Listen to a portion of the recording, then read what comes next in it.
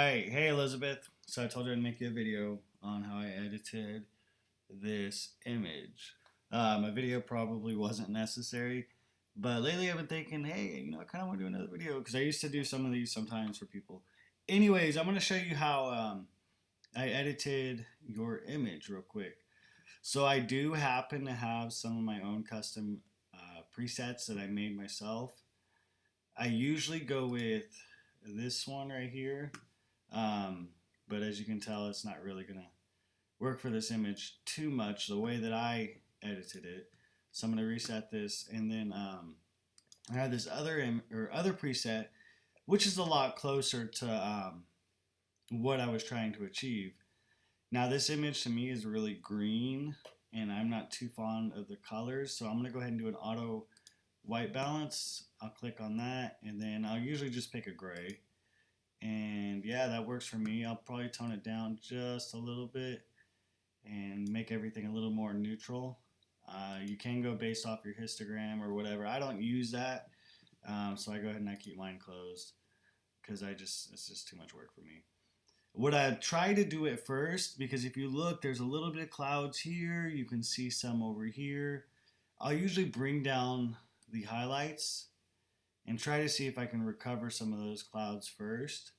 And you can see a little bit. If that doesn't work, I'll bring down my exposure and try raising my blacks, and I'm not digging that. So I'll hit Control Z or Command Z, depending on what you're working with. Um, but yeah, everything here looks pretty good. I'll bring down my shadows just a little bit. And I'm going to go ahead and I'm going to tweak this whole preset anyways, just because a lot of my presets that I use, I try not to just throw a preset on there and just roll with it. I'll just play around more. I bring my clarity down just a little bit, and then I'll punch in some sharpening here in a minute. My saturation I usually bring down, and I compensate with the vibrance. In this image, I'll probably bring it up just a little bit, just to give it a little more pop and color. And then I'll play with my sliders. Usually I do my oranges first. The oranges look good. I notice there's some purple right here. I don't think I removed it from the other image. So I can play around with the purple sliders. I'll notice so that these flowers may change since there are some purples in there. Oh, we're on luminance. So we'll switch over to saturation. And we'll bring down the purple. And it's removing that purple in there, but it's also removing some of the purple in the flower, especially this one right here. So I won't mess with that one too much. Split toning for this image, I probably won't do. The sharpening's way too high over here. Um, I'll keep this pretty low. And then I usually do my sharpening in Photoshop anyways. So I'll bring this file over into Photoshop here in a minute. I did notice though, the image does feel a little crooked. Depending on where you're looking. If you're looking down here, I mean, it's pretty straight. Back here, it feels like it slants down a little bit to the right. And I feel like the background is more of a eye level. I don't know what you would call that. But I'm going to level out the background and not so much the foreground right here. So I'll click done, and that feels a lot better to me. They feel straight up and down. The background feels nice. I'll usually do a profile correction. Looks like you shot this with the 85. Remove chromatic aberration. I don't really see too much. Maybe a little in his hair. So I'll go over to manual and kind of play with that. Get rid of some of that purple in his hair. That looks great. The vignette, I'll probably just add just a little bit more just to make that background a little bit darker. Try to isolate them a little bit. I think I'll bring up my whites just a little bit, give some white to her dress. And I think that is pretty close to how I want. Here's the other image I had, and then here's this. So yeah, we'll bring down the shadows just a little bit. Maybe add some contrast. And that's close enough to where I want it right now. So I'll right click, edit in Adobe Photoshop, and then we'll let it load up over here. Give it a second. So here we have this image. The first thing I'll probably do is go ahead and add the sky. So I usually duplicate my layers. I'm sure there's a more proper way to do this, but this is how I do it. And I have this sky overlay picked out. So I'll drag this over to here. Yada yada yada. I don't care about all that. Different color profiles. When I bring that back into Lightroom, that's gonna fix all that for me anyway. So I'm not too concerned about that. I'll hit Control T, Command T if you're on a Mac, and then I'll go ahead and stretch this out. And since this is gonna be in the background anyways, and I'm gonna bring it out of focus, I'm not too worried about pixelating it just a little bit. I don't want sharp clouds. And then there's that. So now I'll do a layer mask. So I'll click this down here, add layer mask. I'm gonna go ahead and invert that layer mask. So you hit Control I, Command I on Mac, and it's gone. So now I'm gonna take my brush and I'm gonna brush on the clouds that I want. And so it gets tricky with trees in the background and stuff like that. I never do sky overlays, so I was surprised I even added one in that image. I try to avoid doing that because honestly I can never make it look good. I mean, I'm surprised it came out halfway decent in that photo. But yeah, we'll do all this and then brush in, you know, quite a bit. And then I'm not liking the horizon, so I'm gonna bring my opacity down. Let's do like 15%. Or actually first let's do, you know, 39, that works. And I'm gonna switch back to my black brush and I'm gonna brush some of this off in here just to kind of blend it a little bit. And then bring it down a little bit more, probably shrink up my brush a little bit. And I mean, you could spend time doing this if you wanted to. I don't really mess with sky overlays too much, like I said, so I'm not really concerned about it. We'll bring this back up to get this off of his head because we don't need his head in the clouds. Didn't you like my joke? I know, I'm corny. Corny dad jokes for the win. So I'll bring the opacity down and we're a little bit closer because if I had this up at 100, I mean, there's just too much definition in the sky. I'm not really feeling for that.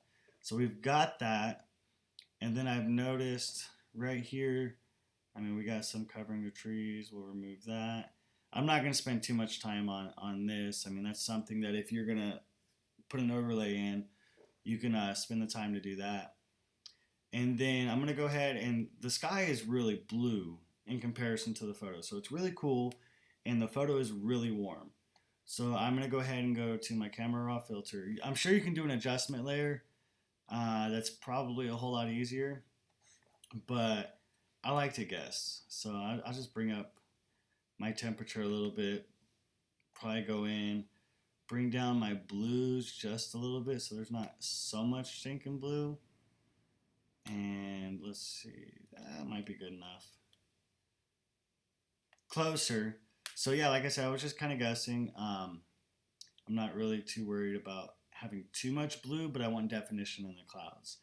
So now that I still have this selected, I'm gonna go here, I'm gonna go to blur, go to my Gaussian blur, and I had it on 14.8 in the last image. So we'll go ahead and we'll roll with that. I'll click OK, and then everything's getting closer to the way I want it. So I'm going to go ahead and combine these two images. We'll do that, merge layers, and then I have my original one to reflect off of. And I always like to duplicate layers. I don't know why. I feel like it's easier if I mess something up. I have an extra layer. That's what the adjustment layers are for, but I don't do that. You can do that, whatever you want to do. So I have the Portraiture plugin. I went ahead and I use this. It's not really needed, but the image is kind of rough. And for me, I feel like it's going to clean up the image a lot. So I do it over the whole image. That way I can brush on what I want, take off what I don't want. So that's on there. I put a layer mask. I'm going to hit Command I or Control I. And I'm going to brush on where I want to smooth out details. Usually I'll go straight for the skin. There's chromatic aberration still. I probably need to play with that a little bit. They say don't, smooth out the arm, or yeah, the arms or hands or whatever. Um, I like to, for my personal style. I feel like it it just represents me. I'm probably not going to touch his skin. I usually try not to touch up the male skin. So now we have that. That's good enough for me. Just for an example, um, sometimes I like to go through and brush it on my backgrounds, just to kind of give it a fake shallow depth of field. I know it's kind of cheating, but I mean, we're all artists, right? We can work how we want. And so I brush it in. Right now, all kind of just guessing. If you don't know how to, or I'm sorry, if you don't have portraiture, then you can head over to my YouTube channel and just look up Resistance Photography. And I do have a tutorial on how to do frequency separation, and that will give you the same results.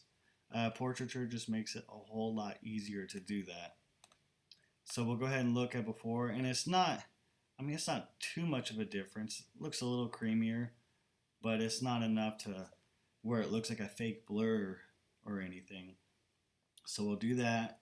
I'll merge these two layers, and again, I'll duplicate this layer. So we have the clouds, that's good. We did the portraiture, that's good. While I'm at it, actually, let me go ahead and remove at least this. I could spend time and clean up pebbles. I did use the patch tool or the healing tool, whatever you call it. I don't know. I use that tool, so I mean I could go through and do all that if I want. All these leaves and stuff and dirt and debris, I'm just gonna leave that. I'm not too focused on that. But yeah, you can go through and do all that if you want. Let me go back. I messed up right near his foot. I'll just leave that. So we have that. The items are removed. Now this is where I'll go through and do some dodging and burning. Anytime I do frequency separation, or anytime I do any portraiture actions or anything, I always go and do some dodging and burning. The reason I do that is when you do frequency separation, you smooth out a lot of details, but you can lose some definition. So I'm going to go ahead and replace that definition. Let me add a new layer,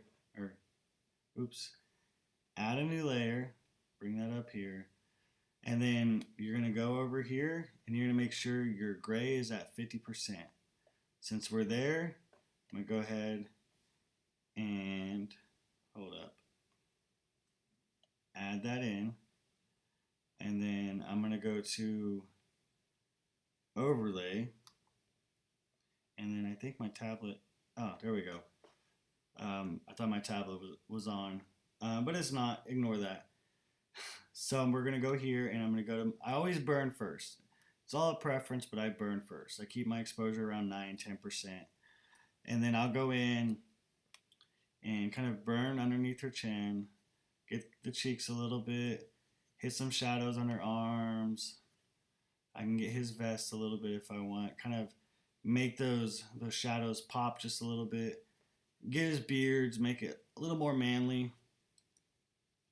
I can get in there, get his eyebrows, and all kinds of stuff. I mean, I could spend time doing this. A lot of people, they'll spend 30 minutes doing that. I don't. I just go through and just touch up some spots real quick.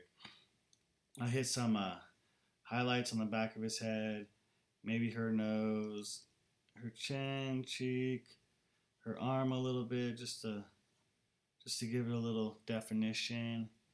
I'll hit the teeth just a little bit. Just make sure you don't overkill on this, because if you're not careful, you can kind of, see, like her cheeks, if you look already, they look a little weird. But it just gave it a little bit of definition, ever so much. So that's good. Other than her cheek, I can go back and fix that, but I'm just going to leave that because it's only a quick tutorial video. And I think that's good enough for me. I'll merge these layers.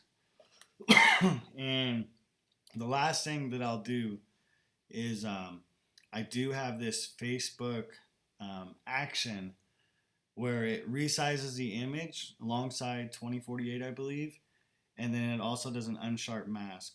If you don't want to resize your image, you can just go up to unsharp mask. I think it's up here in the filter. Yeah, go to unsharp mask, and then you can adjust what all you want to sharpen by how much. And I usually go based off of the face, off their faces. So I mean, I can sharpen it up. And I like this way of sharpening because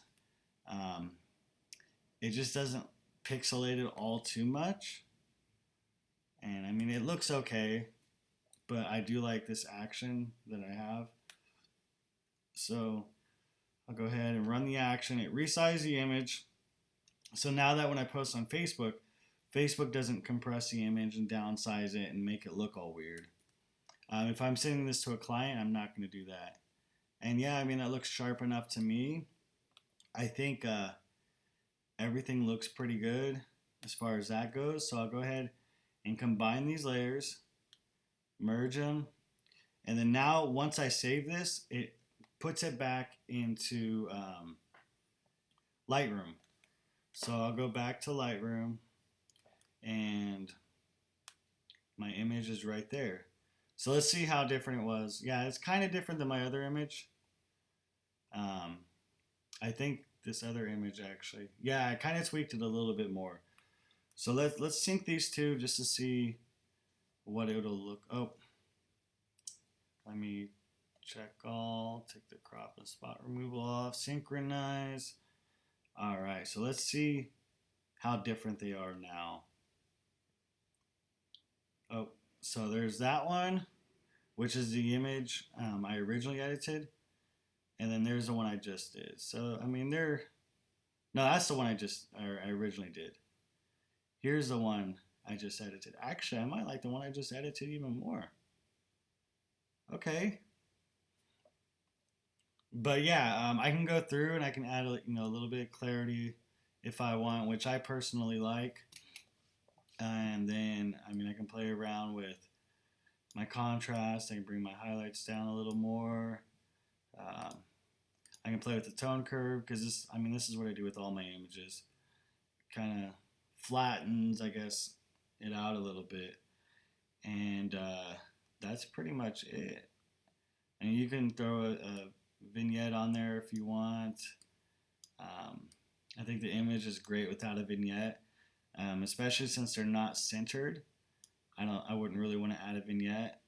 If I want to play with the greens a little more, I mean, I can bring those down, bring them up. There's not too much color in here, so I don't want to play with the greens too much, or the yellows. On the orange, desaturates them a little bit. The only thing that's kind of popping a lot are the flowers. Those flowers are popping. So I'll bring down the purples, magentas, and maybe a little bit of the reds, just to kind of tone them down just ever so slightly. And there we go. That's the difference. I mean, they're different. I think if I bring these shadows up a little bit, it's a little bit closer to the other image. Not quite as close, but I think because I added that vignette, that made a world of a difference. Let's remove it. I'm kind of rambling at this point. I'm sorry. Let's see if we did the forbidden white vignette. We want to go back to the other image, actually. Yeah, if we did,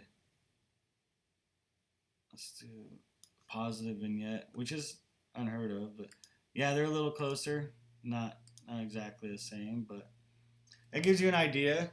So hopefully that was helpful. Hopefully, you enjoyed that. I wasn't too bored.